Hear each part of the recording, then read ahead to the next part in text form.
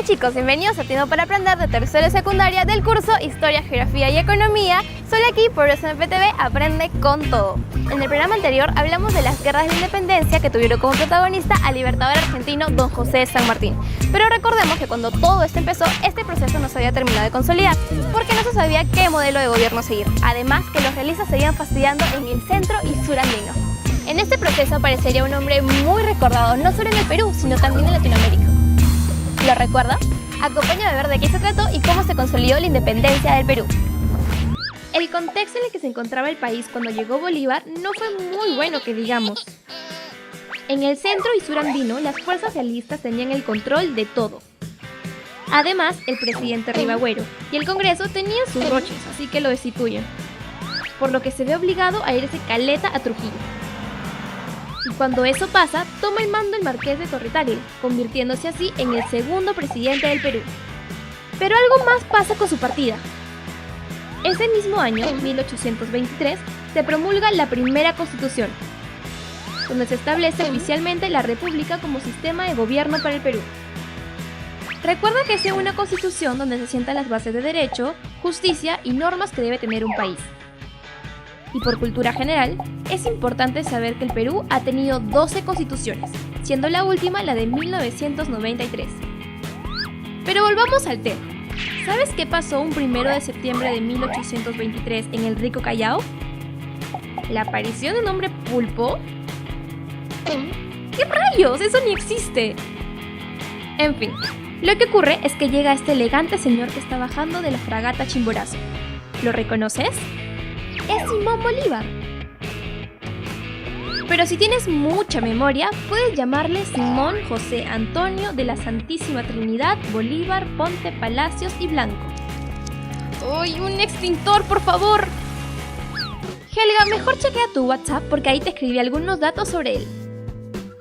Es de nacionalidad venezolana, fue político y militar, fundador de las repúblicas de Gran Colombia y Bolivia, contribuyó decisivamente a la independencia de los actuales países de Bolivia, Colombia, Ecuador, Panamá, Perú y Venezuela. Y además fue dictador del Perú y Guayaquil. ¡Vaya! No fueron poquitas cosas. Pero ahora presta atención porque te voy a explicar qué ocurrió cuando llegó al Perú. Cuando Simón Bolívar desembarca, al toque el Congreso lo nombra Suprema Autoridad Militar en todo el territorio de la República. Por invitación del Congreso, Simón Bolívar arribó al Perú en septiembre de 1823. Él llega con una sola idea: enmendar los rumbos de un país en crisis. De esta forma, es el mismo Congreso que depositaba en él toda autoridad política y militar, ya que pensaban que era la gran salvación del país ante los ejércitos realistas. En el Perú ocurriría algo bien loco, porque se establecerían dos gobiernos paralelos.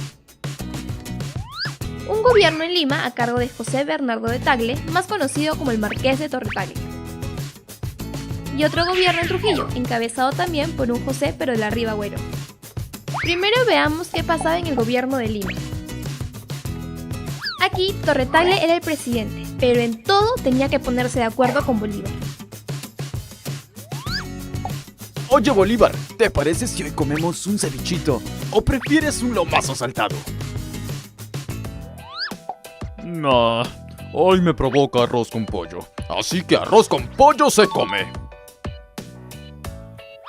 Bueno, no creo que se tuviesen que poner de acuerdo hasta en lo que comían, pero en cuestiones políticas, de hecho. La primera acción de Bolívar fue eliminar las fuerzas de su opositor Rivagüero, que estaba en Trujillo.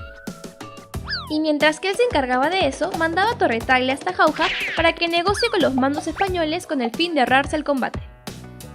Por otro lado, Rivagüero también empezó a negociar una tregua con los españoles, porque se ponía la autoridad del gobierno de Lima, o sea, a Bolívar, y su mano derecha, Sucre.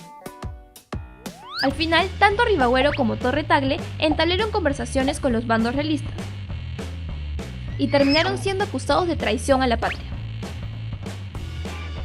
El primero agarró sus cosas y salió del país más disparado que un cohete, mientras que Torre-Tagle se refugió en la fortaleza del Real Felipe. Sin embargo, al poco tiempo, enfermó de escorbuto y falleció el 26 de septiembre de 1825. Luego de esto, el Congreso decide suspender la Constitución de 1823 y le otorga a Bolívar el título de dictador supremo. Así como existe la Plaza San Martín, también existe la Plaza Bolívar, museos y muchos lugares donde se exhiben los monumentos del libertador venezolano. Te cuento que en un principio Bolívar llegó al Perú con la idea de corregir un país que se encontraba en crisis y a la deriva. Y es que es cierto que no se puede hablar de la independencia peruana sin mencionar a don José de San Martín, pero tampoco sin hablar de Simón Bolívar, ya que él también combatió contra las fuerzas realistas que se encontraban en nuestro país, además que fue libertador de Venezuela, Colombia, Bolivia, Ecuador y Panamá, lo cual lo hace muy importante. ¿Sabes qué es una dictadura? Es algo más o menos parecido a lo que ocurre cuando tu padre te dice: hoy no sales de casa. Y así reniegues y patalees, obviamente vas a tener que hacerle caso y ni con arte de magia vas a poder salir de casa. O sea, podemos decir que en política una dictadura es cuando el poder del Estado se centra en un individuo, grupo o partido. Ojo, un dictador no permite que nadie se oponga a sus acciones ni ideas. Y así como Alemania tuvo su Hitler y Chile su Pinochet, nosotros tuvimos a Simón Bolívar, quien se convirtió en la única y máxima autoridad del Perú, y nombró como único ministro general a José Faustino Sánchez Carrión, más conocido como el Solitario de Sayán. Además, Bolívar estableció su cuartel general en Pativilca, donde planificó una estrategia para luchar contra los realistas. Es en esta parte de la historia donde aparecen los húsares de Junín. Sí, estos soldados que visten trajes bien encendidos y que son las estrellas del mediodía en Palacio de Gobierno. ¡Qué bonito uniforme, Helga! Pero creo que debiste comprarte una talla más chica. Veamos qué ocurrió. Tanto las fuerzas realistas como las del Escuadrón Húsares del Perú del bando de Bolívar se enfrentaron en las orillas del lago Junín el 6 de agosto de 1824, dando como resultado la victoria de los patriotas. Todos unos capos que a partir de entonces fueron bautizados como Húsares de Junín. Luego de la derrota en Junín, el virrey La Serna se puso al frente de su ejército realista y se marchó hacia Ayacucho. Y es precisamente ahí donde se enfrentaría el bando de este virrey con el de Sucre. ¿Y Bolívar? Bolívar tuvo que regresar a Lima porque andaba enfermo. Pero bueno, el 9 de diciembre de 1824 es en Ayacucho donde se daría este gran enfrentamiento terrestre que sería el último de las guerras de las galaxias. Perdón, de la independencia hispanoamericana. En este enfrentamiento, el ejército del general Antonio José de Sucre resultó vencedor, con lo que se consolidó la independencia peruana y americana. Lo que seguiría a esto es la firma de la capitulación de Ayacucho. ¿Sabes qué es una capitulación? Dejemos que el profe nos explique. Una capitulación es el pacto en el que se estipula la derrota de un ejército y se establecen acuerdos sobre distintos asuntos. Eso fue precisamente lo que sucedió en Ayacucho entre el general Sucre, por parte de los patriotas, y el general Canterac, por parte del bando realista. Esto significó el fin del virreinato del Perú, pero España no renunció formalmente a la soberanía de sus posesiones continentales americanas hasta 1836. Las condiciones que tuvo la capitulación de Ayacucho fueron las siguientes: la entrega de plazas realistas a las autoridades peruanas, el Estado peruano cubriría los gastos de retorno de los españoles a su país y principalmente algo que debe quedar subrayado, resaltado y en negrita en tu memoria: el reconocimiento peruano de la deuda que las guerras independentistas generaron en España.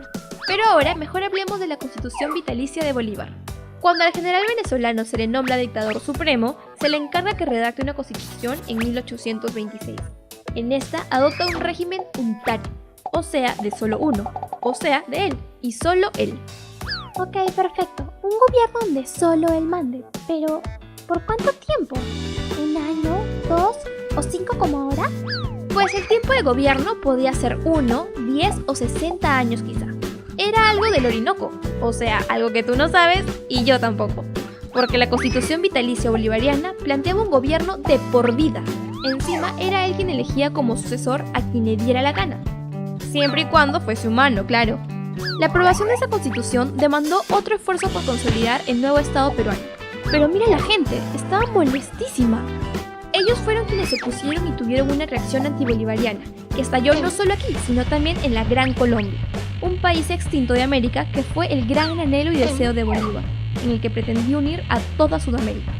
Pero los deseos de Bolívar se derrumbarían como un castillo de naipes, porque su proyecto no funcionó y la constitución vitalicia promulgada en nuestro país tampoco, porque terminó durando solo 50 días. pues fue suspendida ni bien cayó el régimen bolivariano. Por todo esto, Bolívar se vio obligado a marcharse del país en septiembre de 1826. Pero antes de partir, dejó la presidencia en manos del general Andrés de Santa Cruz.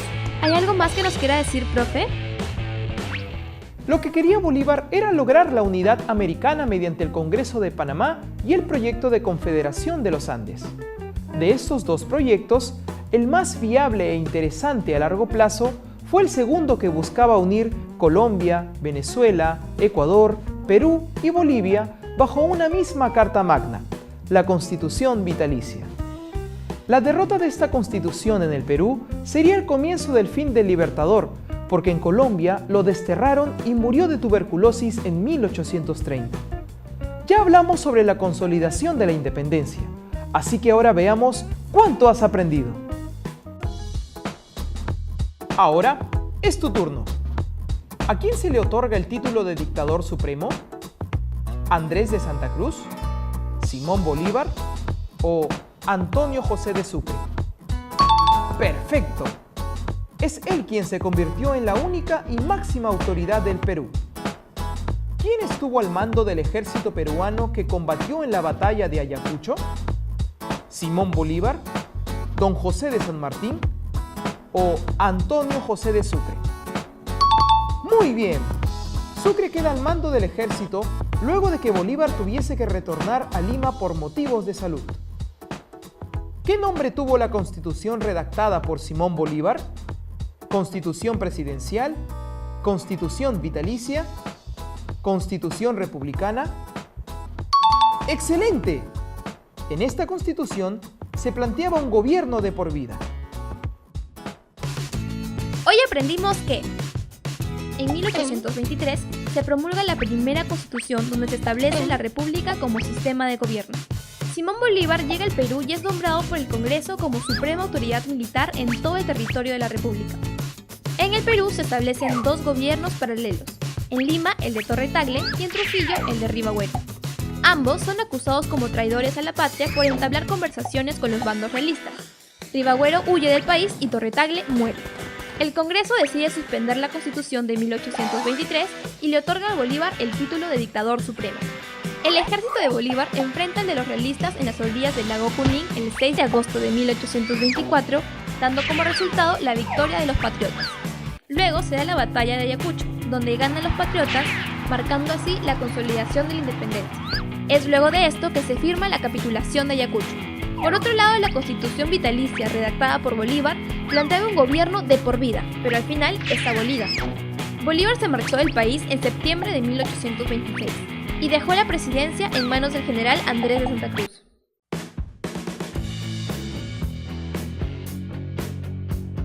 Muchas personas creen que la independencia del Perú se terminó cuando Don José de San Martín la proclamó, pero ahora sabemos que se luchó muchísimo más para alcanzarla. Además, existieron otros personajes que, a pesar de tener ideologías diferentes con las que se podía discrepar, terminaron aportando a la consolidación de la independencia. La ideología política de Bolívar ha sido referente en distintos países a lo largo de los años. ¿Pero sería la dictadura la mejor forma de gobierno? Hemos visto que en los últimos años no ha funcionado mucho, que digamos. Es por eso que es difícil pensar que antes haya sido buena. ¿Sabías que? La Quinta de los Libertadores es el lugar donde habitaron el general Don José de San Martín y el militar Simón Bolívar. Así es, en la época del virreinato, este lugar fue construido para ser la casa de verano del virrey Joaquín de la Pezuela, pero luego fue ocupada por Don José de San Martín entre 1821 y 1822, y después por Simón Bolívar entre 1823 y 1826. Actualmente, el Palacio de los Libertadores funciona como un museo dedicado a la independencia.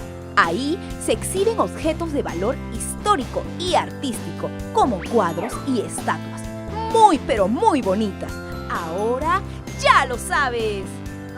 Ahora ya sabemos que el proceso de consolidación de la independencia se dio en gran parte gracias a las acciones de Simón Bolívar y su mano derecha, Sucre. Si quieres obtener más información, te recomiendo el libro Bolívar contado a jóvenes, donde podrás obtener toda la información que necesitas para sacarte un 20 en tu examen y ser el mejor de tu clase. Bueno chicos, no se pueden olvidar de seguirnos en nuestra página de Facebook como Tiempo para Aprender. Nos vemos en el siguiente capítulo aquí en USMP TV Aprende con Todo. ¡Chao!